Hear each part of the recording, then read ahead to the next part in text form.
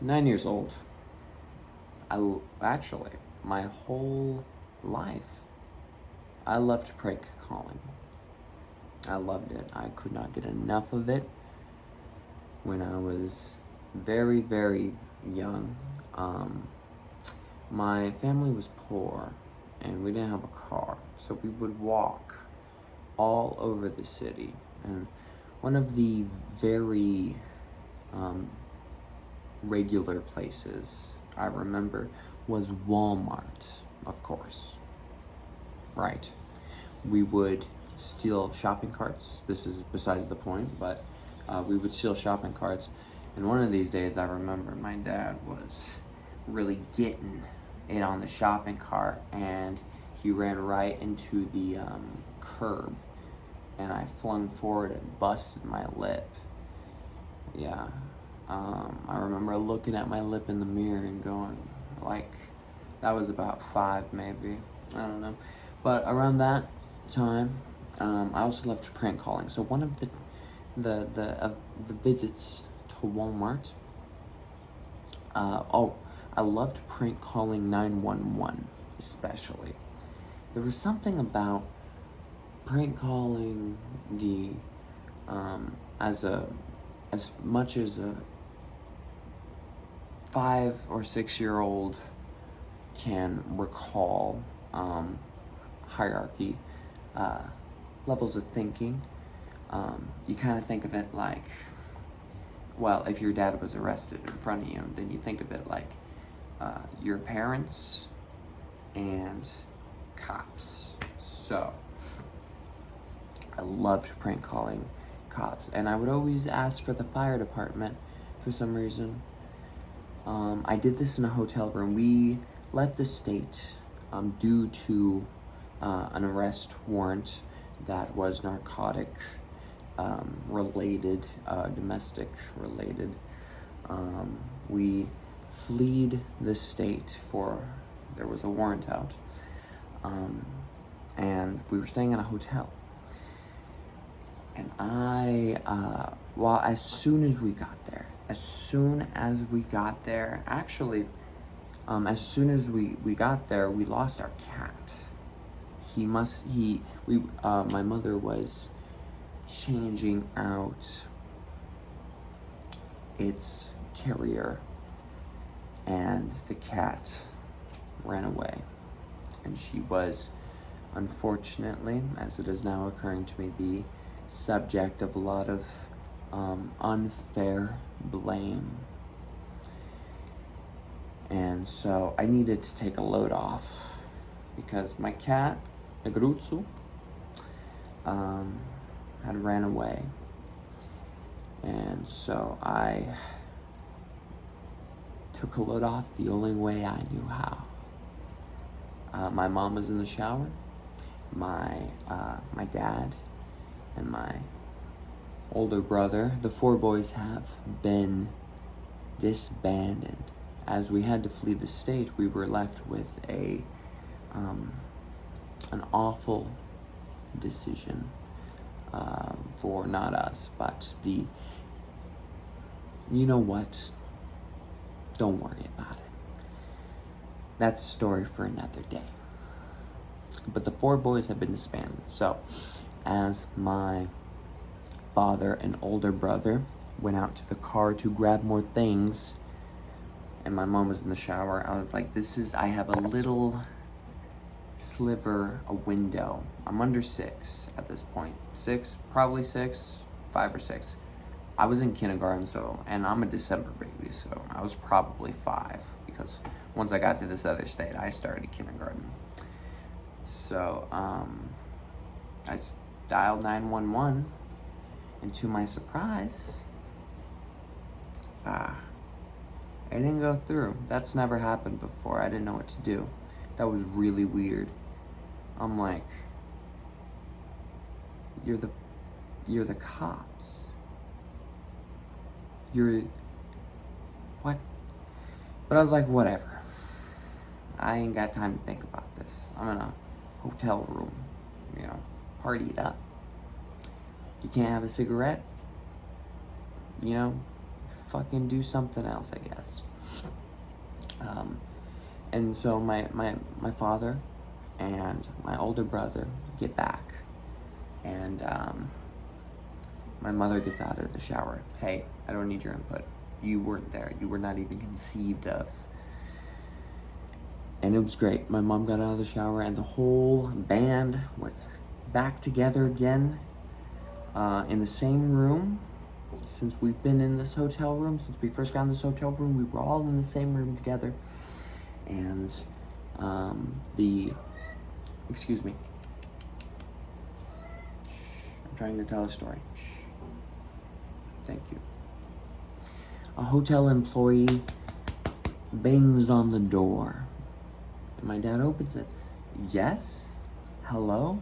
And she's panting. She's out of breath.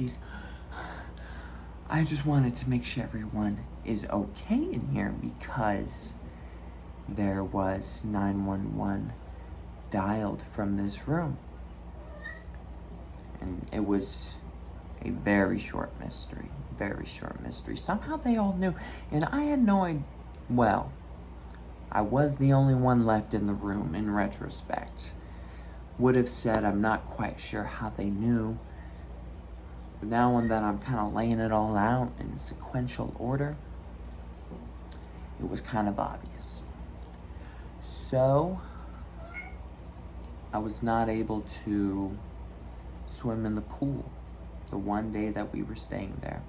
I was not able to swim in the pool. And that's the only good part. That and breakfast is the only good part about being in a hotel room. That whole time I sat, not being able to go into the pool or the hot tub, which is where my parents were, and the cold, cold pool in which my older brother resided. Excuse me. Do you want help? Kind of sounded like it, yeah? You?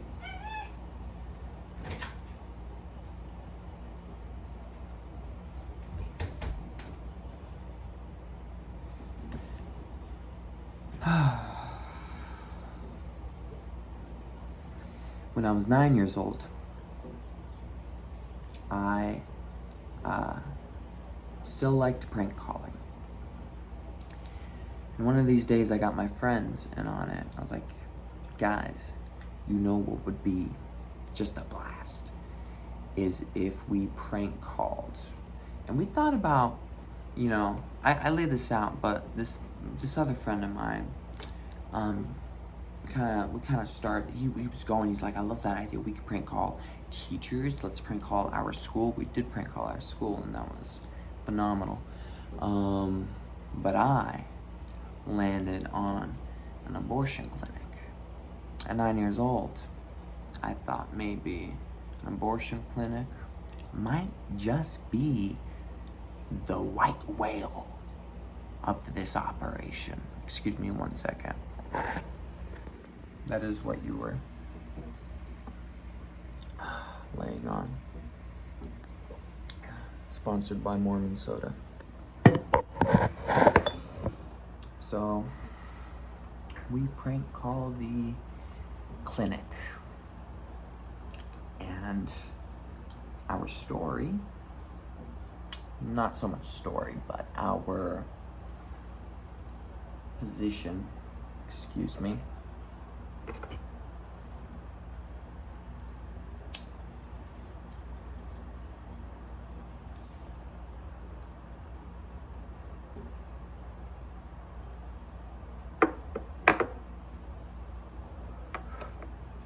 our position was,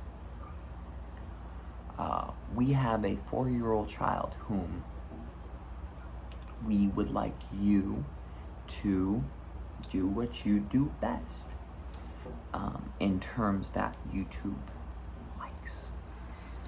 And they kind of found it a little funny. Maybe it's because they could tell we were 3 squeakers. Maybe it was the concept standing on its own merits. Maybe it was the delivery. But they're like, no, We can't do that now. That's absurd. We can't. And we were going back and forth. We were really playing it up at this moment, you know. Oh, he's drawing dicks all over the table, and I just can't stand it. And yeah, so it was wrapping up because that doesn't go for too long. And I had a brilliant idea. I remember a couple years ago when I was waiting in the back seat of my 2001 Ford Escort that my parents owned, that had a dent on the passenger side door that when around 6 or 7 I was informed it had to do with a little person crashing into it derogatorily. And my dad was reading on his iPhone 4 that sorry, flash forward, I know that timeline was a little confusing. We were back in 2009, and he was reading about a mother who had drowned her child in a bathtub. And I recalled this conversation. It wasn't really a conversation, it was the various rantings of my father. The cat wants back in. Should I let him in so he can be in and want back out?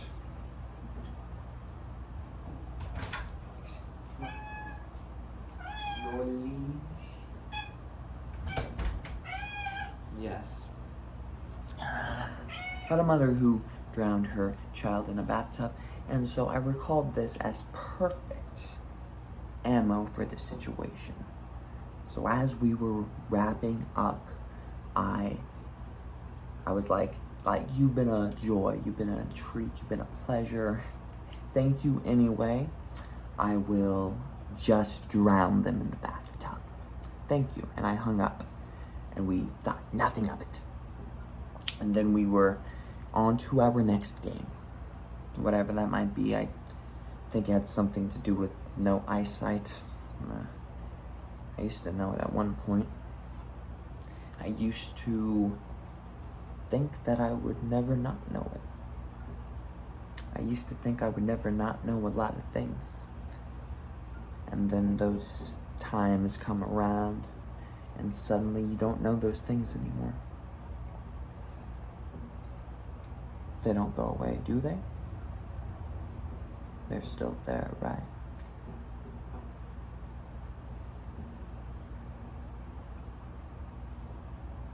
I'll be thinking about it. As we were playing this other game, the cops show up.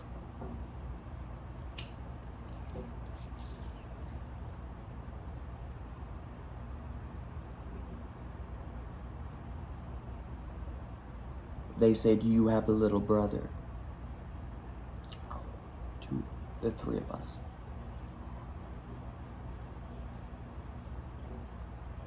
We all knew what this was about. We were practically shivering in our timbers, especially to these trained law enforcement.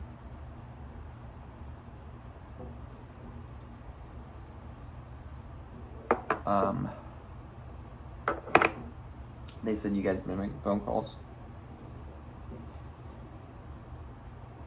We went to lie. And we did not expect them to say, don't lie. And I'm like, fuck. That was literally our only plan. And now we can't do it. So we say yes. That was us. My dad worked nights. This was about 1 in the afternoon. He wasn't set to wake up until 3 in the afternoon to give himself a couple of hours before he has to work 12 hours and get back home at 5 in the morning. So he did not enjoy being woken up. So when these two officers come knocking on our door to again, the second time in my life, show that I failed. I got caught making a fucking prank phone call. I got caught. That's a stupid thing to get in trouble for. Making prank phone calls. Like, I understand in principle why they had to procure the scene, as it were. But,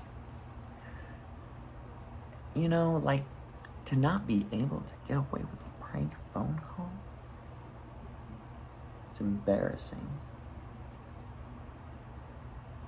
Anyway, I was looked at as the innocent bystander. The real blame was shifted on the more nefarious of us. Of us three. It was not me. But I was not allowed to talk to him, for he was the bad influence. 'Twas I, the mastermind behind prank phone calls all along. Maybe my father didn't want to believe it.